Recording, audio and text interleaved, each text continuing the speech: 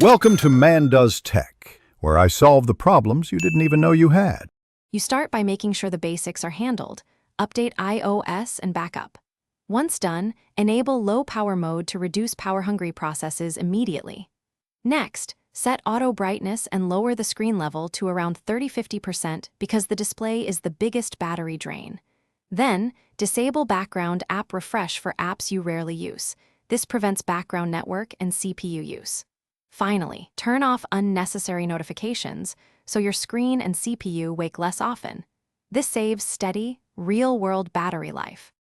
You now dig into app-level controls to stop leaks. Open battery settings and find the top-consuming apps. Uninstall or restrict the worst offenders, because some run heavy background tasks. Once done, prefer Wi-Fi to cellular. It uses less power, and use airplane mode briefly in poor signal areas to avoid constant radio hunting. Also, set location services to while using and turn off precise location for apps that do not need it, which prevents GPS from running persistently and saves substantial energy. You finish by trimming system-level features that still draw power. Enable reduce motion and limit frame rates to ease GPU load, and disable Bluetooth, unnecessary haptics, and widgets that update constantly. Make a habit of avoiding constant 100% to 0% charge cycles. Aim for partial charges instead.